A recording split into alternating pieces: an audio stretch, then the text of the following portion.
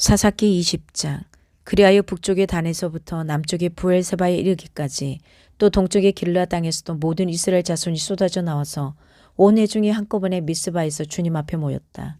이때 온 백성 곧 이스라엘 온 지파의 지도자들도 하나님의 백성의 총회에 참석하였다. 칼을 찬 보병도 40만 명이나 모였다. 베냐민 자손은 모든 이스라엘 자손이 미스바로 올라왔다는 소식을 들었다. 그때 이스라엘 자손이 그 레위 사람에게 물었다. 이런 수치스러운 일이 어떻게 일어났는지 말하여 보시오. 그러자 죽은 여자의 남편인 그 레위 사람들이 대답하였다. 나는 첩을 데리고 베냐민 사람의 땅에 있는 기브아로 간 적이 있습니다. 하룻밤을 묵을 셈이었습니다. 그날 밤에 기브아 사람들이 몰려와서 나를 해치려고 내가 묵고 있던 집을 둘러쌌습니다. 그들은 나를 죽이려 하였으나 나 대신에 내 첩을 폭행하여 그가 죽였습니다. 내가 나의 첩의 죽음을 토막내어 이스라엘이 유산으로 받은 모든 지역으로 보낸 것은 그들이 이스라엘에서 이처럼 음란하고 수치스러운 일을 하였기 때문입니다. 여러분은 모두 이스라엘 자손이 아니십니까? 이제 여러분의 생각과 대책을 내놓으십시오. 그러자 모든 사람이 한꺼번에 일어나서 외쳤다. 우리 가운데서 한 사람도 자기 장막으로 가서는 안 된다. 아무도 집으로 돌아가서는 안 된다. 이제 기브아 사람들에게 우리가 할 일은 이렇다. 제비를 뽑아 그들을 치자. 이스라엘의 모든 지파에서 100명마다 10명을, 1000명마다 100명을, 10,000명마다 1000명을 뽑아서 그들에게 군인들이 먹을 양식을 마련하게 하고 군인들은 베냐민 땅에 있는 기브아로 가서 기브아 사람이 이스라엘 안에서 저지른 이 모든 수치스러운 일을 벌하게 하자. 그리하여 모든 이스라엘 사람이 하나같이 뭉쳐서 그 성읍을 치려고 모였다. 이스라엘의 지파들이 베냐민 온 지파에게 사람을 보내어 이렇게 말을 전하였다. 당신들 가운데서 이런 악한 일이 일어나다니 어찌 된 일이오. 그러니 당신들은 이제 기브아에 있는 그 불량배들을 우리 손에 넘겨서 우리가 그들을 죽여 이스라엘에서 이런 악한 일을 없애게 하시오. 그러나 베냐민 자손은 그들의 친족인 이스라엘 자손의 말을 들으려 하지 않았다. 오히려 베냐민 자손은 이스라엘 자손과 싸우러 나가려고 모든 성읍에서 기브아로 모여들었다. 그날에 모여든 베냐민 자손은 기브아의 주민들 가운데서 뽑은 700명 외에도 각 성읍에서 나온 칼을 쓸 줄 아는 사람 26,000명이 합세하였다. 이 모든 사람 가운데서 뽑힌 700명 왼손잡이들은 무립매로 돌을 던져 머리카락도 빗나가지 않고 맞히는 사람들이었다. 이스라엘 사람들에게는 베냐민 자손을 제외하고도 칼을 쓸 줄 아는 사람이 40만 명이나 있었는데 그들은 모두 잘 싸우는 용사였다. 이스라엘 자손이 일어나 베델로 올라가서 하나님께 여쭈었다. 우리 가운데 어느 지파가 먼저 올라가서 베냐민 자손과 싸워야 합니까? 주님께서 말씀하셨다. 유다 지파가 먼저 올라가거라. 다음날 아침에 이스라엘 자손이 출동하여 기브아 맞은편에 진을 쳤다. 이스라엘 사람은 베냐민 자손과 싸우려고 나가서 기브아를 마주보고 전투 태세를 갖추었다. 그러자 베냐민 자손이 기브아에서 나와 그날에 이스라엘 사람 22,000명을 땅에 쓰러뜨렸다. 그래서 이스라엘 자손은 베델로 올라가서 주님 앞에서 날이 저물도록 목 놓아 울면서 여쭈었다. 우리가 다시 가서 우리의 동기 베냐민 자손과 싸워도 되겠습니까? 그때 주님께서 올라가서 싸워라 하고 말씀하셨다. 이스라엘 사람들은 스스로 용기를 내어 첫날 대열을 갖추었던 그곳으로 가서 다시 전투 태세를 갖추었다.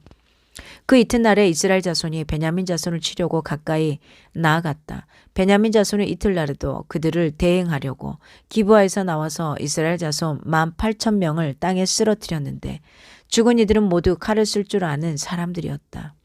그러자 온 이스라엘 자손은 베델로 올라가서 주님 앞에서 목 놓아 울었다. 그들은 거기에 앉아서 날이 저물도록 금식하고 주님께 화목제와 번제를 드리고 주님께 여쭈었다. 그때는 하나님의 언약궤가 베델에 있었고 아론의 손자이며 엘르아살의 아들인 비느하스가 제사장으로 있는 때였다.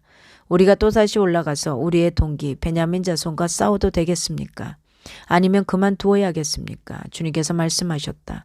올라가거라. 내일은 틀림없이 내가 그들을 너희 손에 넘겨주겠다. 이스라엘이 기브아 둘레이에 군인들을 매복시켰다. 사흘째 되는 날 이스라엘 자손은 베냐민 자손을 치러 올라가서 전과 마찬가지로 기브아 쪽으로 전투 태세를 갖추었다. 베냐민 자손도 그들을 대항하려고 나왔으나 꿰매 빠져 성읍에서 멀리 떠나게 되었다.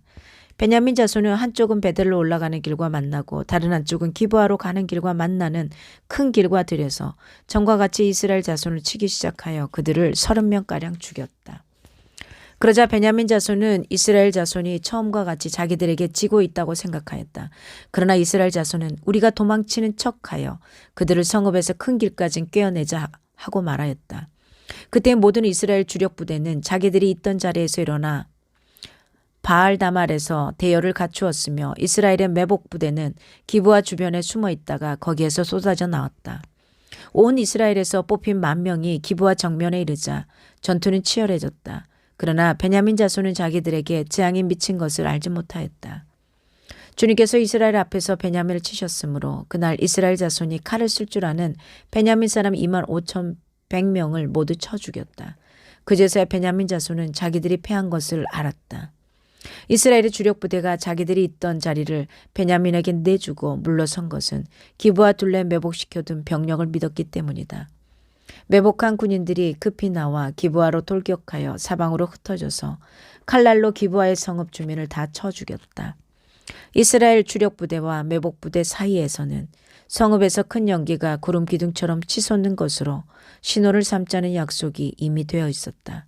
이스라엘 사람들이 싸우다가 물러서자 베냐민 사람들은 이스라엘 사람들 30명가량을 쳐 죽이면서 이스라엘 사람들이 지난번 싸움에서처럼 자기들에게 꼼짝없이 진다고 생각하였다.